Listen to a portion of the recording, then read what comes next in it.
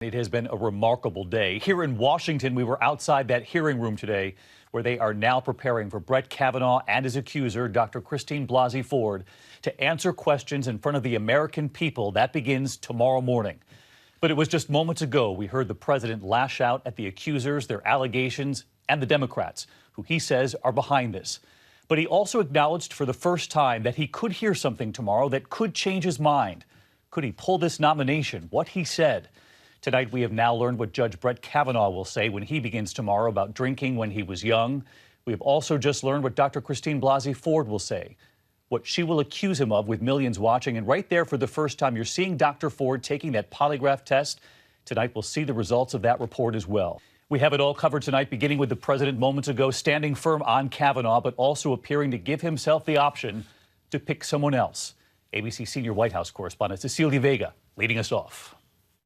With his Supreme Court nominee in peril, tonight ABC's Jonathan Karl asked President Trump about Brett Kavanaugh's three accusers. Mr. President, there are now 3 women accusing Judge Kavanaugh of sexual misconduct. Are you saying that all 3 of those women are liars? Is there anything that could be said at this hearing tomorrow that could cause you to withdraw the nomination? Anything at all that... I won't get into that game. I only tell you this. This is one of the highest quality people that I've ever met. And everybody that knows him says the same thing. And these are all false to me. These are false accusations in certain cases. But, Mr. President, if I could follow up, you have daughters. Can you understand why a victim of sexual assault would not report it at the time? Don't you understand? By the way, I only say this. 36 years.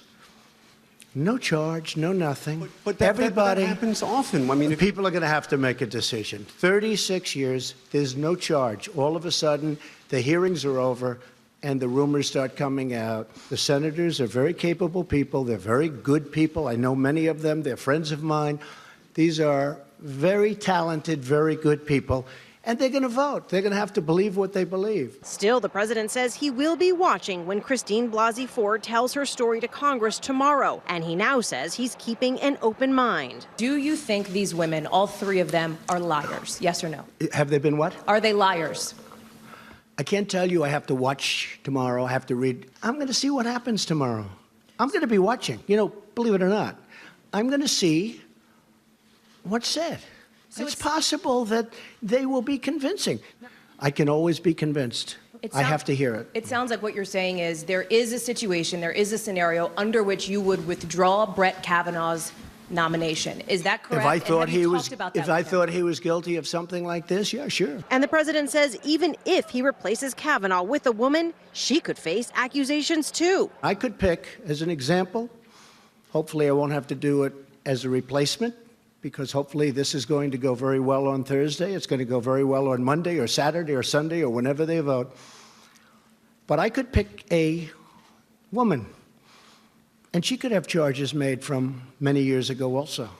More than a dozen women have accused the president himself of sexual misconduct. He's denied it all. But today, he said his own experience influences how he sees the current situation. It does impact my opinion. You know why? Because I've had a lot of false charges made against me. I'm a very famous person, unfortunately. I've been a famous person for a long time.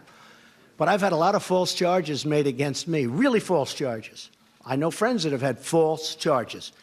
People want fame, they want money, they want whatever. So when I see it, I view it differently than somebody sitting home watching television where they say, oh, Judge Kavanaugh, this or that. It's happened to me many times. And Cecilia Vega joins us live tonight from Manhattan. And Cecilia, I know you were in that room for the president's news conference. The president was also asked what message he's sending to young men across this country by defending Judge Kavanaugh so strongly, even before he hears from Dr. Ford. David, this is the message to young men President Trump is sending, quote, when you are guilty until proven innocent, it's not supposed to be that way. He just called this a dangerous period in our country, a powerful cultural moment. I've got to tell you, David, this was an astounding moment in covering this presidency. More than an hour and 20 minutes of freewheeling press conferences, more than a dozen different topics covered. This was supposed to be President Trump making his case for his nominee ahead of tomorrow's hearing. David, the question tonight, did he help or did he hurt him?